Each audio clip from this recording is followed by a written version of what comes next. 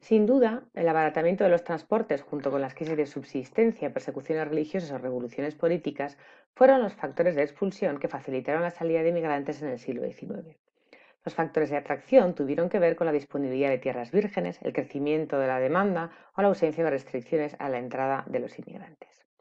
Por lo general, los factores de atracción suelen ser más importantes ya que implican el deseo de mejorar el nivel de vida. Por eso no debemos perder de vista que los principales determinantes de los flujos migratorios fueron las condiciones demográficas y económicas tanto de los países de expulsión como de acogida. El aumento general de la población europea debido a la transición demográfica solo podía ser absorbido por los países más avanzados en Europa. Áreas con escaso dinamismo económico, como los estados alemanes del sur, Irlanda, Escocia, Escandinavia y partes del imperio de los Habsburgo, produjeron movimientos migratorios hacia áreas próximas con mayor dinamismo económico, como la zona de Alsacia, el norte de Francia, Sajonia o el Valle del Rin.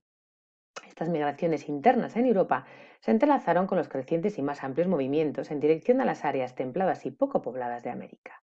De hecho, el fenómeno dominante pasó a ser el de la emigración extracontinental.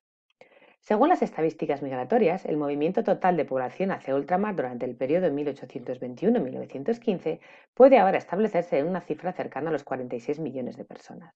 La gran mayoría, cerca de 44, tuvo su origen en Europa y el resto, principalmente, en Asia. No todos estos migrantes se establecieron de forma permanente, pero debido a la falta de datos es difícil conocer con precisión las cifras exactas de los retornos. Lo que sí se puede establecer son dos fases concretas en los flujos migratorios a lo largo del siglo XIX, antes y después de 1880. La mayor parte del movimiento europeo tuvo lugar después de 1880 e irá en aumento década a década. La media anual rondaba, como se puede ver en este cuadro, las 100.000 personas en el periodo 1821-1850, cifra que pasará a ascender a 270.000 en el periodo 1851-80 y superará los 900.000 entre 1881 y 1915. Esta aceleración en el ritmo de migración desde Europa fue acompañada de un importante cambio en el origen del flujo de la población. Hasta 1880, alemanes, escandinavos y sobre todo migrantes procedentes de las Islas Británicas fueron el primer grupo de migrantes hacia el Nuevo Mundo. En el caso de estos últimos, es necesario tener en cuenta las hambrunas padecidas por los irlandeses a raíz de la crisis de la patata, que, lógicamente, aceleraron el movimiento migratorio, no solo hacia el resto de Europa, sino sobre todo hacia América. A partir de 1880, las antiguas regiones que habían expulsado población en Europa ahora habían invertido su papel. Regiones que primero habían expulsado población, como los estados alemanes, a medida que se industrializaban, veían su tasa de migración disminuir, debido principalmente a las oportunidades de empleo que surgieron como consecuencia del rápido proceso de industrialización. Por otra parte, el transporte oceánico llegó a ser lo suficientemente barato como para que muchos trabajadores agrícolas del sur de Europa fuesen a Argentina, por ejemplo, todos los años a recolectar trigo o a recoger la caña Cuba y retornasen a su país a tiempo para recoger la cosecha. Así, las migraciones ultramarinas vieron cómo a partir de 1880 la mayoría de los migrantes tenía su origen en la Europa del Sur y del Sudeste, zonas azotadas por la Gran Depresión y la crisis agraria finisecular. Los lugares de acogida no variaron mucho, ya que el lugar de destino preferente era Estados Unidos. A partir de 1880 cobrará mayor protagonismo regiones del sur de América como Argentina y Brasil gracias al auge exportador.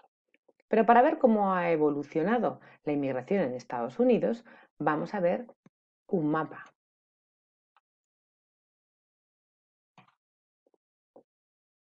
This is a state-by-state look at how immigration to America has changed over time. In 1850, the vast majority of newcomers were from Ireland and Germany. In the 1860s, the labor shortages during the Civil War created strong demand for immigrant labor. 1870 saw Mexico become the top country of origin in much of the Southwest, while British immigrants preferred the Rocky Mountain territories. The 1880 census showed that the Chinese were coming in large numbers. Many took dangerous jobs in the mines or on railroad building crews. For the next century, immigrants from Canada crossing the southern border would be the largest group settling in many of the northernmost American states. In 1882, the Chinese Exclusion Act blocked the arrival of large numbers of Asian immigrants for much of the next century. Unfortunately, the overall microdata for the 1890 census were destroyed in a 1921 fire at the Department of Commerce. So fast forward to 1900, the turn of the century, when the territorial boundaries of the continental United States are settled. For the first time, Norwegians, Swedes, and Italians were the largest groups coming to the states of South Dakota, Minnesota, and Louisiana, respectively. 1910 shows us how quickly things can change, with large numbers of Russians and Italians arriving. The only state where Ireland was the top country of origin was tiny Delaware. With the American population exceeding 100 million in the 1920 census, there were equal numbers of German, Italian, and Russian-born immigrants. Many had fled Europe to escape the horrors of World War I. By 1930, the Industrial Revolution was in full swing, and the country was growing rapidly from within, so the percentage of foreign-born fell. And for the first time since 1850, Mexico was the dominant country of origin for new arrivals to California. By 1940, the quotas and other congressional measures passed in the previous decade to restrict immigration sharply cut the foreign-born population to below 9%. 1950 saw the effects of the repeal of the Chinese Exclusion Acts, as Chinese immigrants were finally welcomed back. Interestingly, Greeks were the largest group arriving in South Carolina. When Alaska and Hawaii became states in 1959, the year before the 1960 census, Canadians simply crossed the border to immigrate to the last frontier. But Filipinos crossed an entire ocean to become the Aloha State's largest group. By 1970, the percentage of foreign-born reached an all-time low. Italy was the only nation that had sent more than 1 million people. In 1980, after Congress began granting more visas to people from the Western Hemisphere, the number of states where Mexico was the top country of origin doubled in a decade, becoming the dominant foreign-born population in the entire country. And in 1990, America began to look like the diverse country we live in today. Mexico was tops in 18 states, Dominicans were the largest group coming to New York, and South Korea and Southeast Asian nations were the leading countries of origin in 7 states. In the year 2000 census, the number of Mexican-born immigrants surpassed 9 million. It's also notable that India was the top country of origin in 3 states. And the 2010 census reveals exactly why America is quickly becoming so diverse. Bien, en lo que atañe a la emigración asiática, una buena parte de los emigrantes de Asia lo hizo bajo condiciones bien distintas a las de los europeos. Principalmente, indios y chinos se vieron forzados a emigrar en muchos casos bajo contratos especiales que les obligaban a trabajar sobre todo las plantaciones durante un tiempo no inferior a 5 años en condiciones deplorables. Estos inmigrantes tendieron dentro de Asia a dirigirse hacia aquellos países que tenían una baja densidad de población y que establecieron los sistemas de plantación, como en Ceilán, Burma, las Indias Orientales holandesas y Malasia. En menores cantidades, los inmigrantes asiáticos también se establecieron en Sudáfrica y el Caribe. Estados Unidos, sobre todo el estado de California y Canadá, también recibieron inmigración procedente de Asia para trabajar sobre todo en la construcción del ferrocarril. En lo que respecta a los japoneses, comenzaron la inmigración tardíamente y alcanzarán en 1913 el millón de inmigrantes. Los lugares de destino principales eran Hawái y Brasil. Si analizamos el impacto que han tenido los movimientos migratorios, es innegable que las migraciones y el comercio internacional han afectado a la distribución de la renta de los diferentes países. La inmigración tuvo un impacto a la baja sobre los salarios en los países ricos en recursos naturales y con escasez de trabajo, como era el caso de América. Pero por otro lado, los emigrantes contribuyeron a elevar los salarios en los países pobres en recursos y con abundante mano de obra, como era el caso de Europa. Si analizamos las características, veremos que en el pasado, en la era de la libre circulación, en la que la inmensa mayoría de los inmigrantes era admitido sin necesidad de pasaporte y visado, no se precisaba aducir una razón para inmigrar. Por ello, todos podían ser vistos como trabajadores y frecuentemente como pobladores. Aunque muchos migrantes retornaban a su país, las migraciones eran generalmente de larga duración o permanentes y daban lugar a la plena incorporación al país receptor, del que antes o después se convertían en ciudadanos. En todo caso, los países receptores aceptaban y esperaban que estos inmigrantes llegaran para quedarse. El mayor impacto que se ve es sobre todo en el eje este-oeste del Atlántico Norte, en el que se produce una mayor convergencia y resignación de recursos entre las dos zonas. Es decir, entre América y Europa Occidental, básicamente, ya que contaban con dotaciones de factores complementarias, es decir, trabajo calificado y no cualificado, capital y recursos naturales. Europa logró aliviar así el binomio presión demográfica bajo salarios, consecuencia en parte de la segunda fase de su transición demográfica, aumentando así la productividad de los trabajadores nacionales, logrando la convergencia en los salarios reales. Así los irlandeses logran incrementar sus salarios un 32% y en consecuencia elevar el nivel de vida en el país de origen.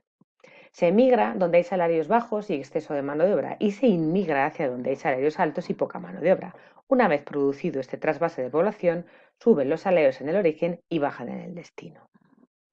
En América, donde escaseaba la mano de obra, se logró reducir el coste salarial. Argentina aumentó en un 86% su fuerza de trabajo, al tiempo que disminuía un 21% sus salarios y, sobre todo, ocupar grandes extensiones de tierras al recibir al 40% de su fuerza de trabajo vía inmigración, mientras Europa perdía el 13% de la suya.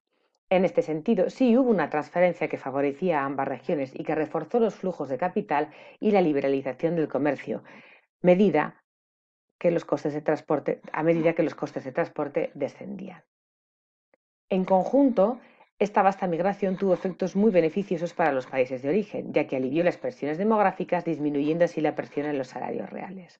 Las repatriaciones de capital desde lugares de nuevo asentamiento hacia sus países de origen proporcionaron un gran flujo de capitales. La inmigración italiana, por ejemplo, en la coyuntura de la crisis agraria, se convirtió en un instrumento para descongestionar el campo y proveerlo de un flujo de nuevos recursos, las remesas de aquellos que se habían marchado. Mientras las salidas de los más jóvenes y emprendedores dejaron en el país de origen unos vacíos demográficos, en los países de acogida aumentó la tasa de natalidad favorecida por la disminución de la edad de acceso al matrimonio al tener ahora un trabajo. Además, en el caso de Estados Unidos, los emigrantes contribuyeron de modo decisivo a la organización y a la industrialización del país, modificando al mismo tiempo los propios caracteres sociales y culturales, fundando comunidades de base étnico-nacional. Ejemplos son muchos, como Little Italy o Little Ireland. Las migraciones además tuvieron un efecto muy positivo sobre el sector empresarial, ya que aquellos individuos que corren el riesgo de irse de sus hogares para lograr nuevas oportunidades para ellos y sus descendientes acaban dinamizando las sociedades donde se instalan. La historia de Estados Unidos está plagada de ejemplos sobre historias de inmigrantes que triunfaron. Ese es el ejemplo de Andrew Carnegie en el sector del acero, de Adolphus Busch en la cerveza o de Samuel Goodwill en el cine, pero también de la industria cosmética, como el caso de Lena Rubinstein. La migración surgida del siglo XIX se desarrolló en un periodo caracterizado por el crecimiento y consolidación de la sociedad industrial en las naciones poderosas. Predominaba entonces la concepción de que la migración contribuía a la modernización y a la movilidad de la fuerza de trabajo y al crecimiento económico. Las naciones más poderosas, como Gran Bretaña, Francia, España o Países Bajos, promovieron los asentamientos de sus nacionales en el extranjero. Este movimiento migratorio del siglo XIX se verá ralentizado por el estallido de la Primera Guerra Mundial, aunque no desaparecerá.